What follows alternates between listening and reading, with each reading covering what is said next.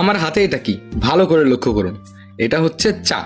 হয়তো আমি দেখাতে পাচ্ছি না, আমার এই কথাগুলো ভালো করে লক্ষ্য করুন, ঠিক আছে? আমার হাতে একটা গরম চা, ঠিক আছে? এটা কিন্তু খুবই গরম। সো আপনি যদি ভালো করে খেয়াল করবেন কিন্তু কথাগুলো, হ্যাঁ, একটু মাথায় ঢুকাবেন। সো আমি যদি এখন এই চাটা এইভাবে যদি আমি সময় নিয়ে নিয়ে যদি খাই, তখন কি হবে? এই চাটা মানে খাওয়া বা পান করা ওটাই সেম। সো এই চাটা যদি আমি ধীরে ধীরে খাই, তখন কিন্তু আমি একটা ফিল পাবো। এই চা খাওয়ার একটা ফিল পাবো, আমার সময়ও ভালো কাটবে, সব মিলে আমার ভালোই থাকবে, তাই না? কিন্তু আমি যদি এই চাটা তাড়াহুড়ো করে, যদি গরম চা যদি তাড়াহুড়ো করে খেতে চাই, তখন কি হবে? আমাদের এই জিভটা আছে না, হয়তো বা পুড়ে যাবে, তা না হয়তো জ্বলে যাবে।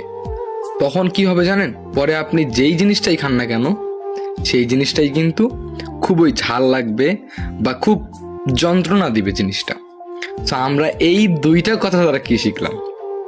জীবনে প্রচুর হয়তো সময় কম পড়বে, জীবনে হয়তো সময় থাকবে না, কিন্তু কখনো কি তাড়াহুড়ো করে কোনো কিছু করবেন না। এই যে চাটা যদি তাড়াহুড়ো করে খাই, তাহলে আমার জিভ পুড়ে যাবে, ক্ষতি হয়ে যাবে। আর যদি চাটা আমি ধীরে ধীরে খাই, তাহলে কি আমি ভালো একটা ফিল পাবো, খেয়ে শান্তি পাবো। জীবনে যাই হোক না কেন, কোনো কাজ তাড়াহুড়ো করে করবেন না। হাজারটা কাজ দরকার নেই, যে কোনো একটা কাজ ধৈর্য ধরে ধীরে ধীরে সুস্থে করুন, দেখবেন লাইফে আপনার সফলতা আসবে। আর এটা যে শুধু চা খাওয়ার ক্ষেত্রেই, তা কিন্তু না। এটা জীবনের সঙ্গেও মিলে যায়, প্রিয় মানুষটার সঙ্গেও মিলে যায়।